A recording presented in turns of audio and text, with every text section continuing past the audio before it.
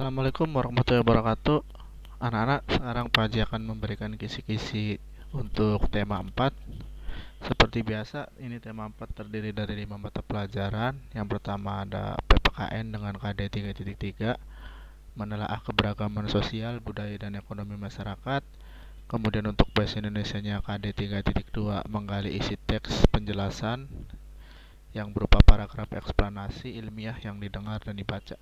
Jadi nanti untuk bahasa Indonesia itu kebanyakan bacaan. Jadi kalau bacaannya dibaca, jawabannya pasti ketemu. Kemudian ada IPA dengan KD 3.4, mengidentifikasi sifat-sifat magnet dalam kehidupan sehari-hari.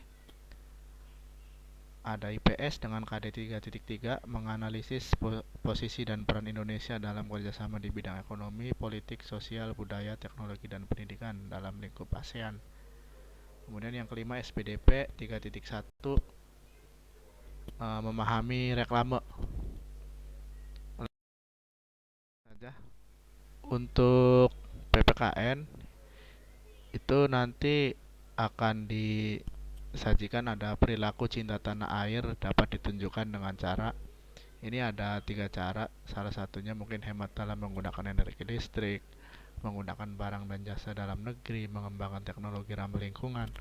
Nah, ini salah satu beberapa contoh cinta tanah air. Kalau yang ditanya kecuali, nanti cari yang tidak ada di sini dari 1, 2, 3 ini. Kemudian selanjutnya ada ini, jika produk dari luar negeri bebas masuk ke Indonesia, maka para pengrajin, orang-orang yang kreatif dalam membuat karya atau produk akan merasa dirugikan karena produk dalam negeri akan kalah oleh produk luar negeri. Kemudian ada IPA, kita langsung ke IPA karena bahasa Indonesia seperti yang Pak sudah bilang, bahasa Indonesianya banyaknya bacaan. Jadi kita langsung ke IPA. Nah, di sini ada benda-benda yang bersifat magnetis atau yang mudah ditarik oleh yang bisa ditarik oleh magnet. Ini salah satunya ada peniti, penjepit kertas, dan gunting atau benda yang bersifat seperti logam-logam. Ya, itu yang bisa ditarik oleh magnet. Kalau benda yang tidak bisa ditarik oleh magnet ya berarti yang tidak ada di antara ini. Atau biasanya benda tersebut terbuat dari plastik, dari kayu, dari karet. Nah, itu tidak bisa ditarik oleh magnet. Kemudian yang merupakan sifat magnet ini ada 3 contoh. Yang pertama dapat menarik benda-benda tertentu seperti yang sudah disebutkan. Kemudian ada memiliki 2 buah kutub, kutub utara dengan kutub selatan. Dan yang ketiga memiliki gaya yang dapat menembus benda tertentu. Ya, jadi dia mampu menarik ketika ada yang menghalangi atau ada bidang yang menghalangi. Ya, jadi seperti itu. Kemudian ada besar medan magnet. Ini tergantung pada kekuatan magnet. Jadi kalau ada pertanyaan besar medan magnet tergantung pada titik-titik, ya jawabannya pasti kekuatan magnet. Kemudian medan magnet, apa yang dimaksud? Misalkan pertanyaannya apa yang dimaksud dengan medan magnet? Medan magnet adalah daerah atau wilayah yang dipengaruhi oleh gaya magnet. Ini ada contoh macam-macam magnet. Ada magnet ladam, magnet batang, magnet magnet keping, magnet jarum, dan magnet silinder. Ya, sekarang IPS. Ini ada tujuan bekerja sama di bidang sosial dan budaya antar negara ASEAN. Ini salah satunya adalah tercipta kerukunan dan kemajuan bersama. Kemajuan siapa? Kemajuan negara-negara anggota ASEAN. Kemudian contoh kerjasama di bidang sosial budaya. Ini bidang sosial budaya.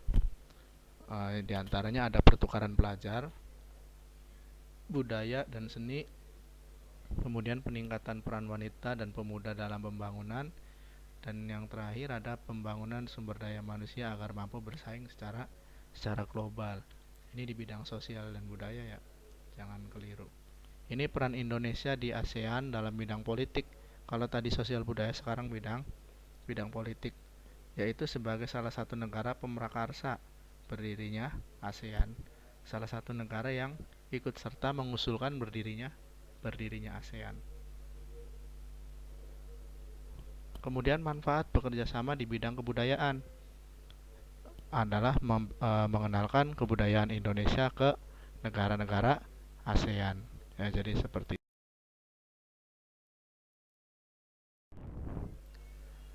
Kemudian yang terakhir ada SPDP.